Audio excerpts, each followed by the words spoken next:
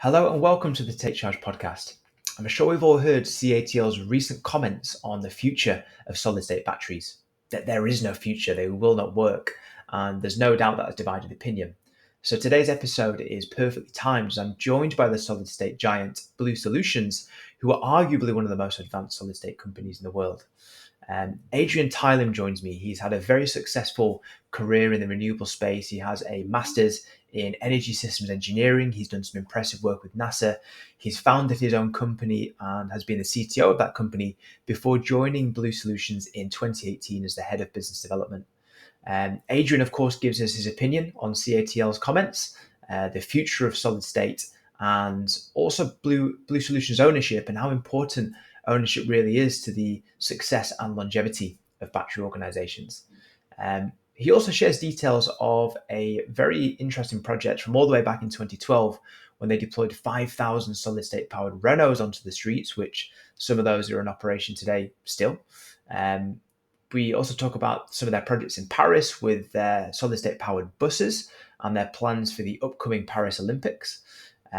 We talk about their Generation 4 cells, their capacity for vertical integration, and also what they're doing for the rest of the solid state community around their lithium-metal and ultra-thin film manufacturing expertise.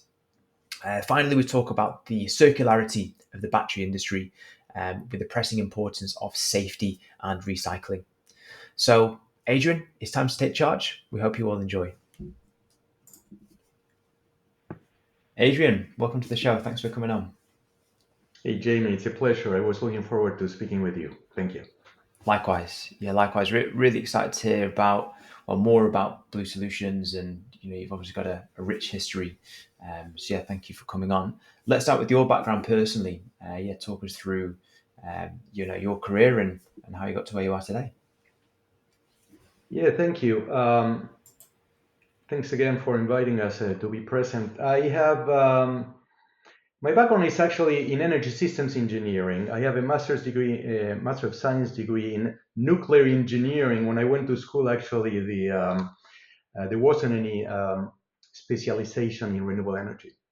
There were a lot of classes within the nuclear engineering department, so I was able to carve within the program an energy systems engineering specialty, if you will, focusing on renewables. So for the most part of my career, I've been working on renewable energy technologies. I have, if you go back and Google my last name at NASA, you will see that I was involved in the space station solar power module work, a couple of publications when I was an engineer or working as such.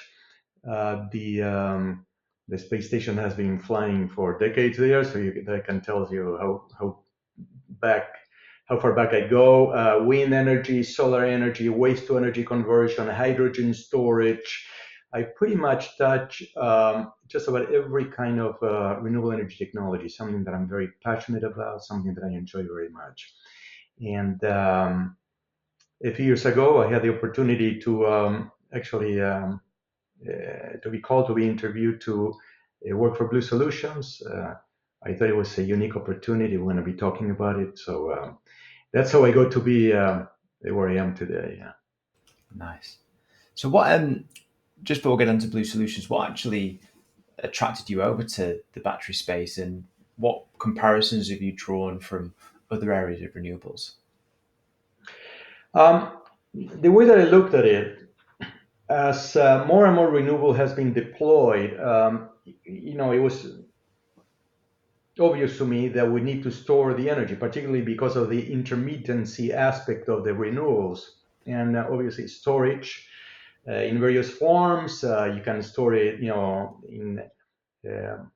in water, in dams, but if you want to deploy it more ubiquitously, batteries are something that are very much needed. Also, the transition from ICE cars to electric cars, so I saw this space as something that was very interesting, very unique, upcoming, something that the transition would last for a long time.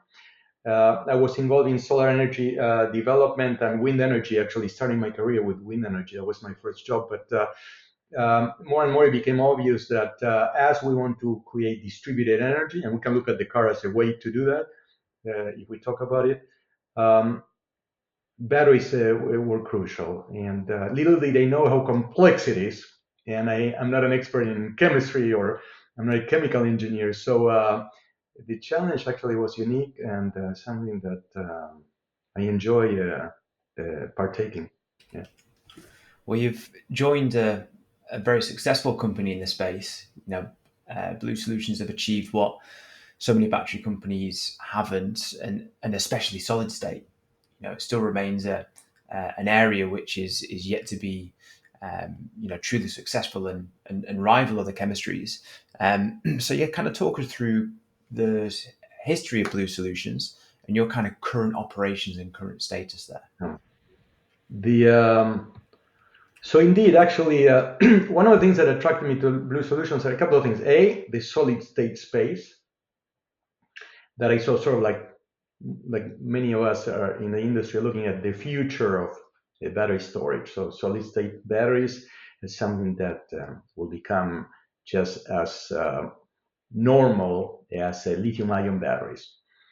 Blue Solution belongs to a very large organization, Group Bolloré.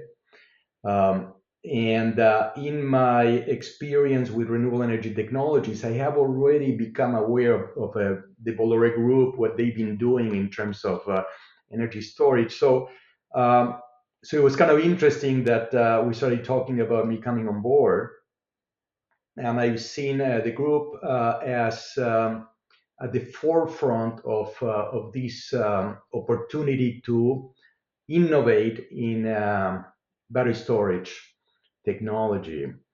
And it's a group that has a very long financial outlook, very stable.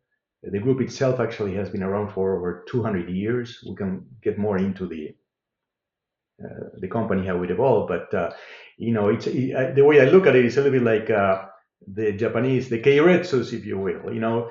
Vertically structured, with a long history of investment in a specific area, and I kind of like that very much.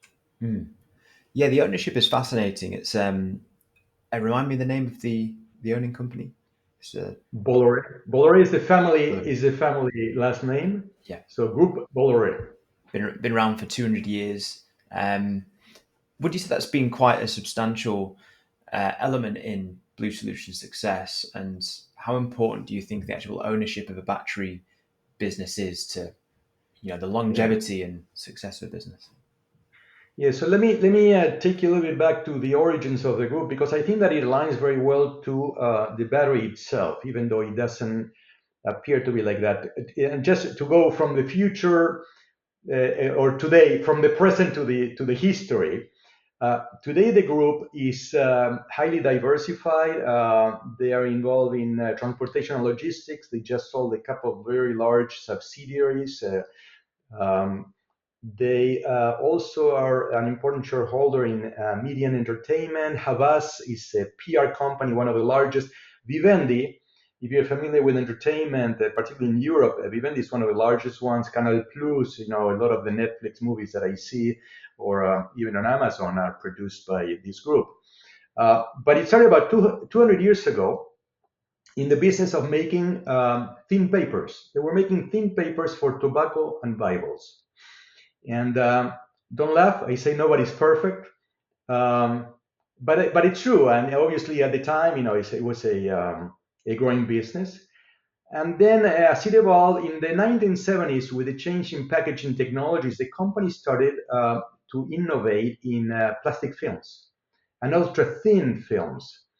So today, for example, in Europe, if you buy your groceries, say your zucchinis, and you will see this shrink wrap plastic that makes a part of the container, is one of the specialties of the group. It turned out that this type of manufacturing, plastic extrusions, is a great way to manufacture solid-state batteries. So as it started evolving, looking into these type of technologies, they came across some innovation in Canada and in Europe to make solid-state batteries. So through acquisitions and transformations of the company, it became one of the, I would say, the innovators, one of the first companies to manufacture at large scale solid-state batteries, to the extent that today we have more than 300 million, I'm sorry, not 300 million, 3 million, that's a very large number, 3 million solid-state cells deployed in all kinds of vehicles. And we can talk more about it, but that's how the evolution and how they came. And there are other specialties we'll talk about within what we're doing that are kind of unique as well. Nice. Yeah, before we get into some of those projects, where are you manufacturing right now? We have two factories, one in Canada and one in France.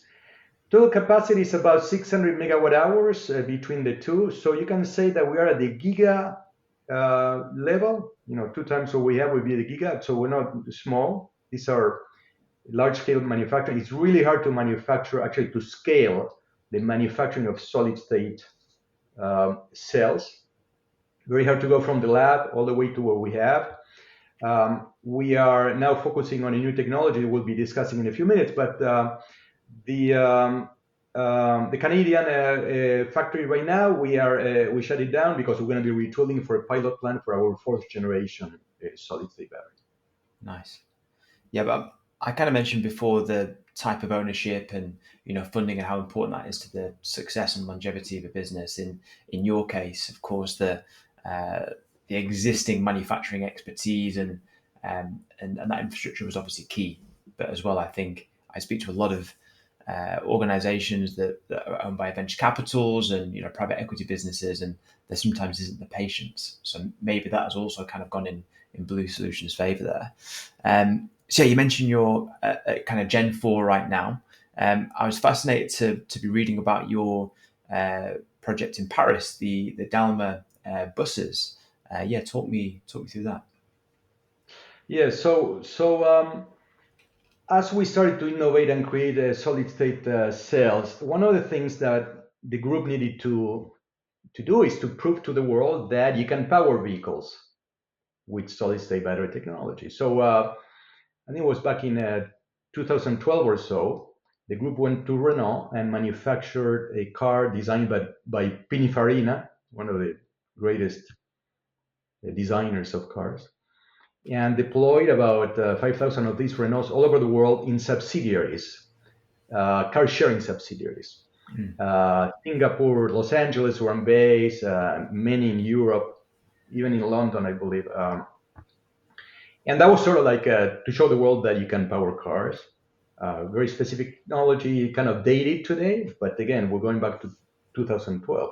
Once that we demonstrated that cars could be powered, then we said, okay, what else? So commercial vehicles. And a few years ago, we designed another generation of our technology, and we started powering buses. The group also, as a result, to continue to prove and invest in the technology, believing in this solution, started an electric bus manufacturing facility that is located right next to our battery factory in Western France.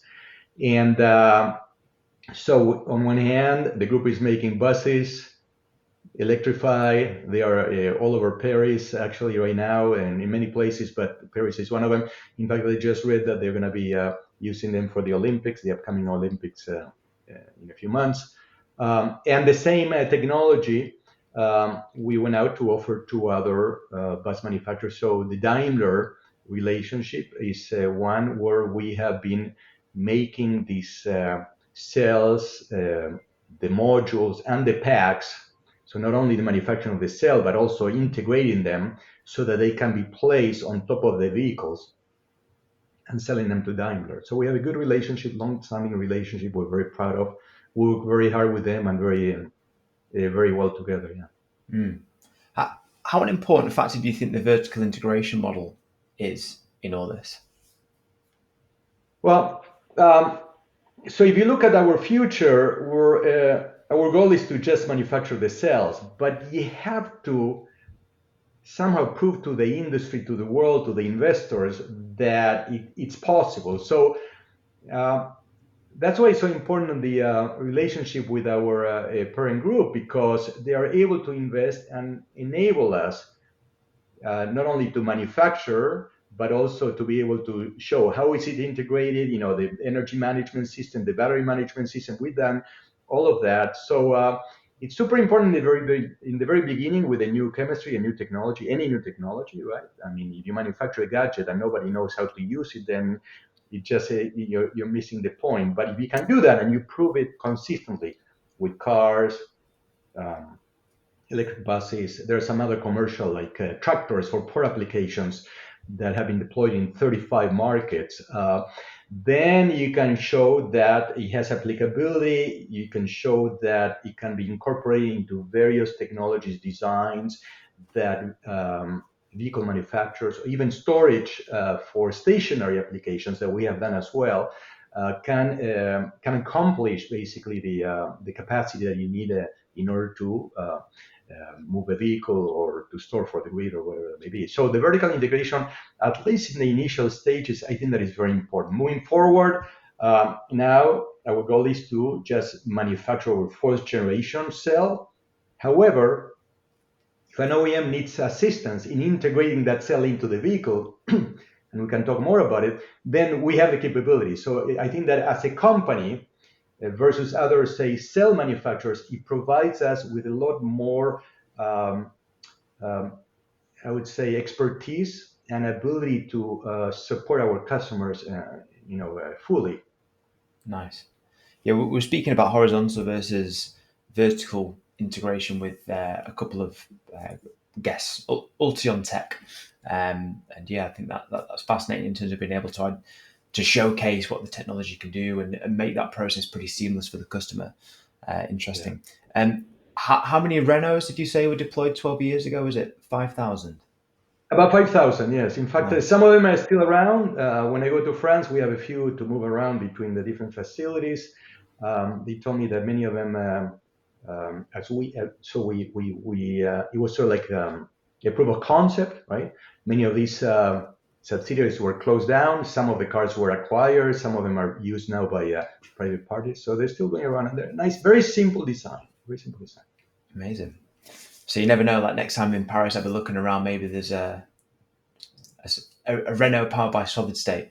Wouldn't even know about It's possible. It's entirely possible. it. Amazing. So you mentioned you're on the fourth generation in the cell right now. So what's different about this one? Yeah, so let's talk. We're going to talk a little bit about chemistry, but you have sort of like in a very basic sense, three components to a battery cell: the electrodes, the anode, the cathode, and the electrolyte in between. With the lithium-ion batteries, the cylindrical cells we're used to buying at the stores, it comes in a roll, in a jelly roll, and the electrolyte is a liquid electrolyte. One of the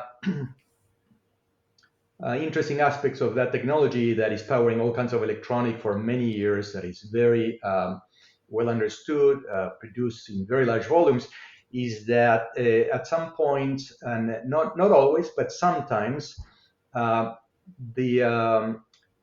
the cell is not manufactured well, or it has a defect more than anything else, then it can warm up, and when you have now thousands of these or hundreds of these, it heats up, and then that electrolyte is flammable, and it produces, it could catch fire and produce what is called a thermal runaway event. And desire happens very infrequently, but it happens. The reason we're looking for solid state is because that electrolyte is safer to the extent that if it catches fire, it's a much higher temperature, right? So you don't have the same issues with these applications. With our technology, we've been able to overcome the dendrite formation, which is the growth of lithium on the plates that puncture the cell and creates these events. But overall, back to the chemistry, the Gen 3 versus Gen 4, what we've been able to accomplish is a design of a cell that is relatively large using a lithium metal anode. which is a very thin foil. And then we use a different type of cathode materials, whereas in the past we used LFP, lithium iron phosphate. Now, since we're working collaboratively under different joint development agreements with car manufacturers, we have what we call a platform design, where we have three different type of cathode materials. We have the LFP, we have the NMC, which is for power, which is what many of these applications, car applications, are looking after. And then we have something in between called LMFP, and that is sort of to cover the range. So this platform design allows us to have three different materials with different type of performance on the cathode, same type of anode, and then a solid electrolyte that, as I mentioned before, is safer than the liquid electrolyte. So going from LFP to all these three, and now reducing the amount of lithium metal, so that given that that's a cost factor, the more lithium metal is very expensive, so the more you use, the more expensive the cell becomes. So we're reducing it very much, significantly, and then just using an electrolyte, a solid electrolyte that is of the same family. So the modification has to do more with the diversity of cathodes to be able to satisfy the needs of the consumer ultimately, right? Which is what the OEMs are building for. And that's something we're working very hard to achieve with our partners. Nice. And yeah, when you say the kind of shift in the need of the consumers, when you and I were speaking previously, we talked about Elon Musk and putting that idea in the consumer's mind that they needed extreme fast charge. When in reality, very few consumers who have an electric vehicle actually need that. Am I right in thinking that the fourth gen will also be able to do that, but have extreme fast charge capability? Yeah, so the evolution of the technology itself is, first of all, we proved that SolidState works, right? As it stood back more than a decade ago, the battery operated at a temperature that required the cell or the battery to be plugged or in operation, either one, in order to maintain that temperature.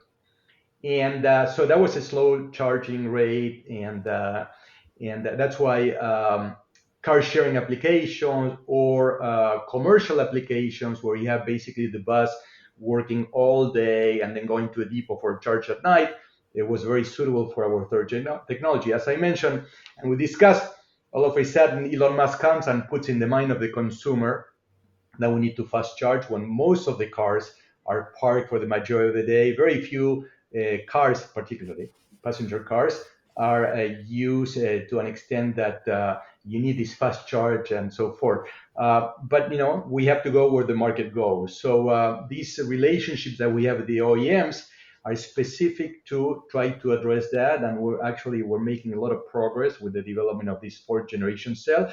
We're starting to achieve what the OEMs are requiring. What are they asking? Well, typically, if you talk to an OEM, they will tell you that they would like to have the battery charged from 20 to 80% within 20 minutes, roughly. It's a 3C, it's known as a 3C rate of charge. We accomplished that, at least with the first designs of our cell.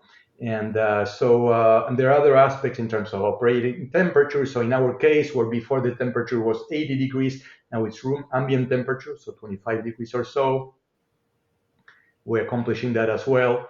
And longevity, number of cycles, etc. as well. So all of these things, I think, that are within the realm of what we can achieve, given all the history, all the experience that we have of having not only developed, but produce large manufacturing of solid state cells. Nice. And yeah, talking about things in the news, of course, CATL came out a couple of weeks ago about, they don't believe solid state will work. But first of all, what's your take on that? And just to kind of rewind a little bit, why solid state in the first place? And then more specifically, why solid state with a lithium metal anode? Yeah, so It was interesting to see that news from the CEO from CATL. Actually, it caused a lot of controversy, perhaps. My take is that it's very difficult to produce a solid state cell. And we see that over and over. There are many companies, competitors. These are startups. Nobody's manufacturing at the scale that we have been manufacturing yet. We hope actually that there are many companies. In fact, we want to help the industry grow. We think that solid state is the right solution. Not easy to accomplish, but it's the right solution. So we see in the case of our competitors that they make announcements, and all of a sudden these deliveries that they're promising are sort of like slipping. And we know why. I mean, it took us a long time, decades of learning what the difficulties are, not only in the chemistry itself, but when you go in the process, when you manufacture the equipment, how you lay, all kinds of things. We're constantly learning, even today. So I think that the reason for that announcement had to do with that, perhaps with the difficulty in achieving a solution. CATL, we know for a fact that are looking at solid state. Every single major cell manufacturer is looking at solid state. I just think that the buzz was made, from one of the largest because they need to maintain their status quo, and that while they're investing, a lot of money into trying to develop this. So I don't think they're quitting. I just think that perhaps maybe it was a bad day for the CEO in terms of solid state that day. But as I said, I have no doubt that CATL will have a solid state solution sometime. If they don't have something that they're already testing, perhaps not to. The other thing is the volumes of manufacturing and all that. Are they able to do that? Maybe there are some hurdles that they need to achieve. So you asked me the lithium metal. Why lithium metal for the anode? Lithium metal is thought to be actually it provides the highest energy density for a cell. So even though it's a challenging material to use, even when you produce it, the environmental conditions that you need. It helps you achieve the highest energy density, so more energy, less weight. Car manufacturers that's what they want. They want a lot of power, a lot of energy in a very small footprint. More important than the lithium metal anode, in my mind, Jamie, is also the electrolyte. And that's something that we need to talk about, because as you look at solid state batteries, the different type of solid state electrolytes. There are some ceramics. We chose to use a polymer. With the ceramics, the issue is that as you build a cell and you make hundreds or tens of layers, if you will, you need to keep them together. The interfacial contact between the layers need to be together as the battery charges and discharges. So it's sort of like it breathes, if you will, for say 1,000 cycles, 10 years or whatever it may be. And this expansion actually, to some extent, need to be contained. So there are compression mechanisms, if you will. So you need pressure in the cell. With ceramics, the pressure is extremely high. We're talking about 5, 10 atmospheres, if you will. The polymer, the one we chose, requires two bars or 2 atmospheres. So what happens is you need a lot less mechanical components to keep these layers in contact for such a long time. So with the polymer, that means that if you need less springs, if you will, if you want to have a picture, to compress it, fewer springs, then it allows you to have more, first of all, less weight, or you can have more capacity because the requirements are less. And that is one of the things that the OEMs are very interested in. And in my mind, that's what is causing them to talk with us, to learn more and explore possibilities for doing things together. So we have a few joint development agreements with some large, I would say the largest OEMs. But in general, so it's not only the lithium metal, but you also need to have these other components of the cell to be able to successfully have it operating for such a long time, so that the consumer, can buy it, and have a car that lasts for a long time, and you don't have to be spending thousands of dollars more frequently in order to replace the battery. Much like, now we're replacing our phones every 2-3 years, right? You want them to last a lot longer, for example. Absolutely. And then I understand that you're actually supporting the rest of the community, or the SolidState community. Is that specifically for the lithium-metal IP? Kind of how are you supporting the rest of the SolidState community? So in our case, as we develop the manufacturing expertise, one of the things that makes us unique, another thing that makes us unique, is the anode itself, because we're able to manufacture it very thin, and I'm talking about the lithium metal foil, very thin, very wide, at a very fast speed. We're talking about something in the order of like 50 meters per minute, with very low variability, okay? And that is very unique, and it's very hard to achieve. It requires a lot of expertise, a lot of IP. So there are a few lithium metal foil providers, suppliers, but apparently the quality is not as consistent as ours. So as a result of that, whereas before we said, okay, that's a strategic asset that we have, we don't want to share with anybody. Now we're open to that, because we think that if more companies that are interested in using lithium metal foil for the anode want to build batteries, solid state batteries, in order to to promote and grow the industry, to have safer products in the market, so that the consumer can feel good about buying a car that has a battery that is safe, that lasts a long time.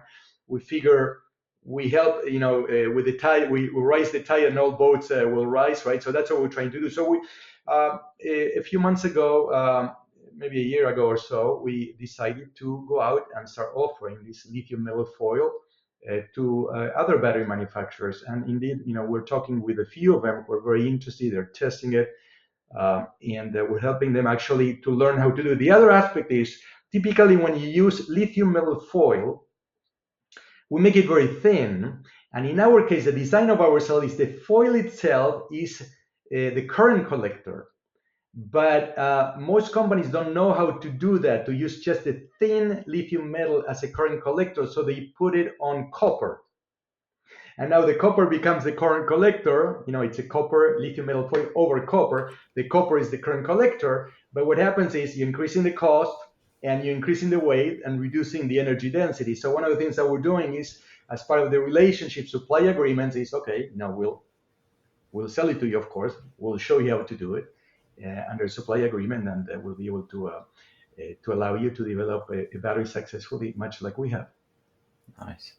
Yeah, fascinating. I mean, there's so many occasions when businesses keep hold of the IP, don't share ideas, viewing competitors as the enemy. And I guess that's even the same in people's careers sometimes. You don't want to share ideas.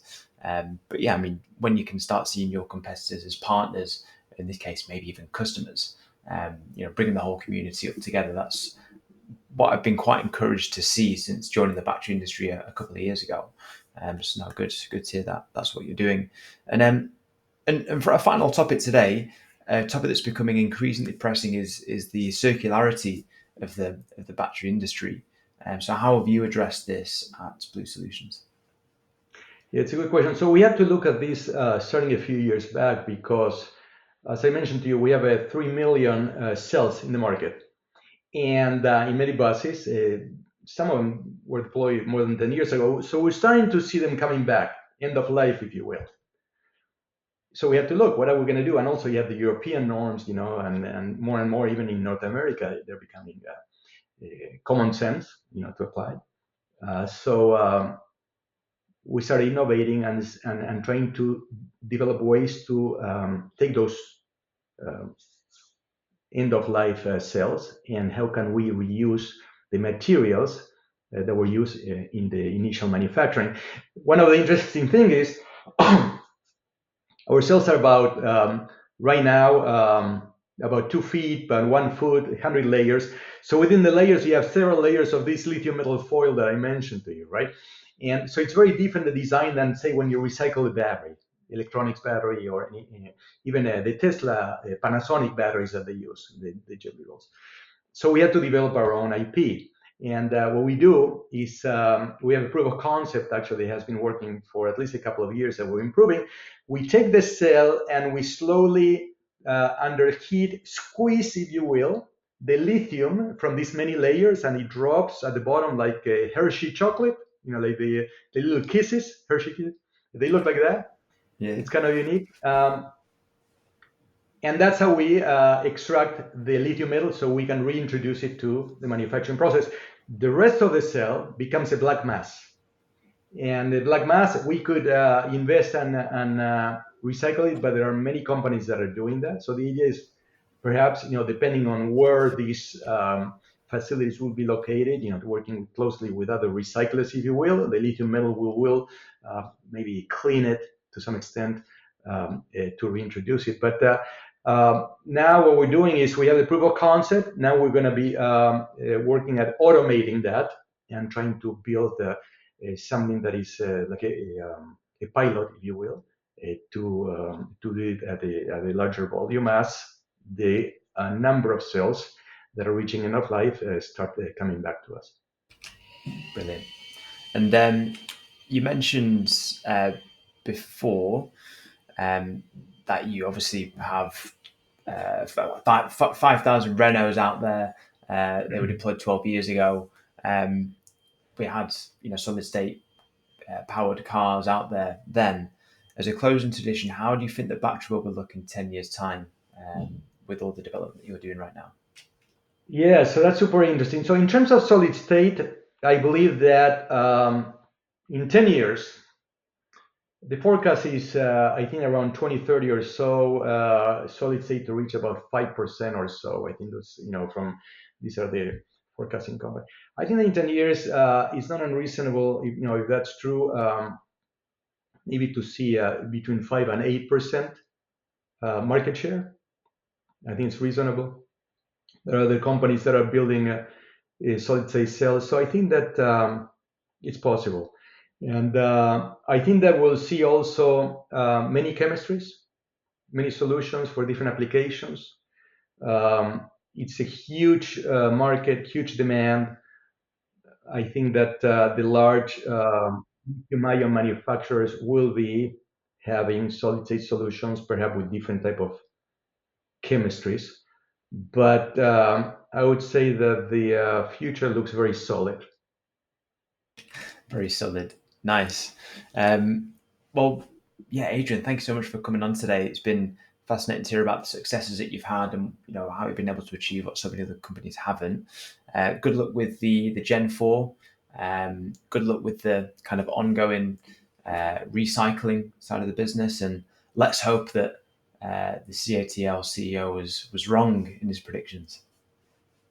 Look, it's like I always say, I reserve the right to change my mind, right? I think that he will change his mind. He will invest.